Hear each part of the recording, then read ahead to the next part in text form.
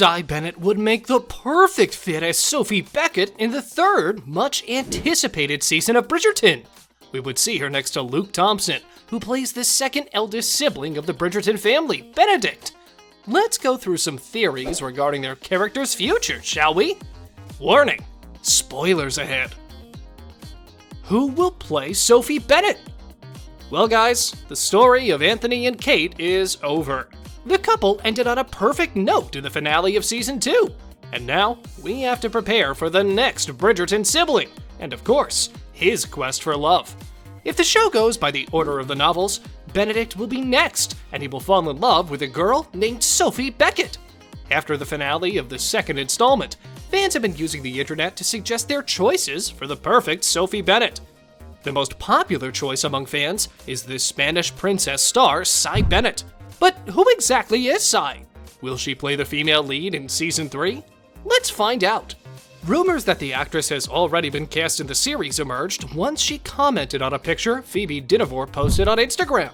Nothing has been confirmed yet, but we believe it's just a matter of time until Bridgerton creators announce that Cy is joining the show. Bennett is a British actress that will make a perfect fit for Sophie, although she doesn't match the book description entirely. But fans think she'll be a better choice than Anya Taylor-Joy, another pick for Sophie that many fans have suggested.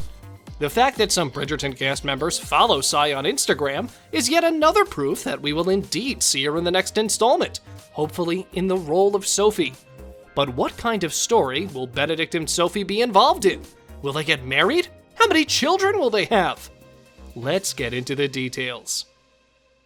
A Cinderella story.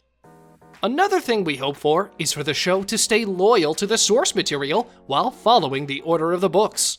With Benedict's story, we'll finally see something different.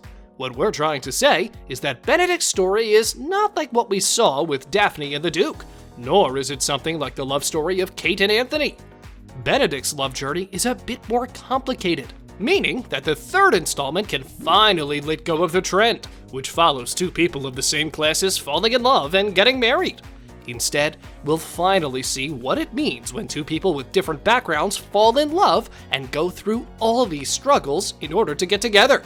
To be clear, we don't say that the previous two couples had no struggles to face. They did, but Benedict's story is, according to most fans, really heart-wrenching when it comes to falling in love with someone society doesn't allow you to marry. As you must know by now, the show is based on a series of novels by Julia Quinn, and each of those books focuses on one Bridgerton sibling and their love story.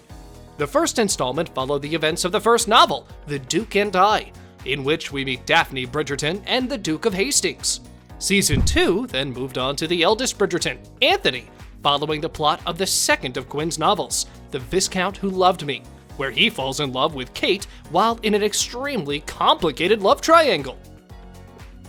So far, the show has made several changes in the plot and the characters, but if Season 3 continues in the same order, we will finally see the events of Book 3, An Offer from a Gentleman. We also need to mention that nothing has been confirmed yet, and there's a possibility for the next installment to actually skip Benedict's book and focus on Penelope and Colin instead. Their love story is featured in the fourth novel, Romancing Mr. Bridgerton. If the show goes with Book 4, there will have to be a huge time jump, because Penelope and Colin's love journey starts when they're in their late 20s. But anyway, let's focus on Benedict for now. The Masquerade Ball. Can you imagine? I mean, Bridgerton already amazes with all those beautiful costumes, but now that the next installment promises a masquerade ball? Oh God! Just imagine all those beautiful costumes the characters are going to wear! Fans who have already read the novels know that in An Offer from a Gentleman, we'll see one of the most beautiful balls ever!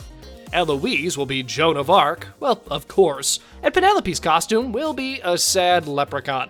Anyway, this masquerade ball will be really important for the future of the second eldest Bridgerton sibling. He will meet the woman of his dreams. Yes, Sophie, at this ball. Cinderella runs away.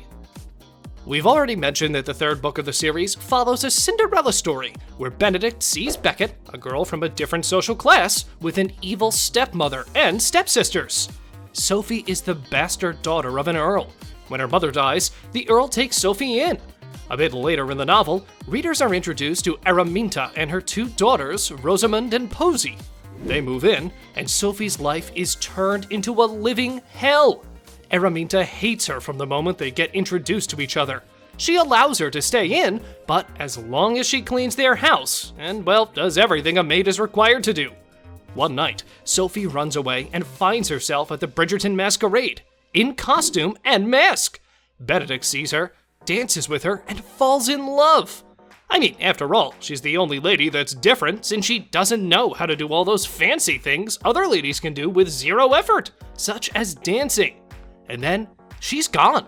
Benedict searches for her for years and years until he sees her again, but this time, he sees her as a servant at a new house, and unfortunately, he doesn't recognize her. Still, he finds her attractive and wants to get, well, you know, dirty with her. Damn these Bridgerton men! Then the gentleman makes his offer. He actually wants to make a deal with her and hopes she will agree to be his mistress. Now, this is pretty messed up, and we wish for the show to make some changes in these storylines because we would want Benedict to stay on the list of fan-favorite characters. But then again, fans also want to see his true identity, which means the show will have to stay as loyal to the source material as possible. 4 children.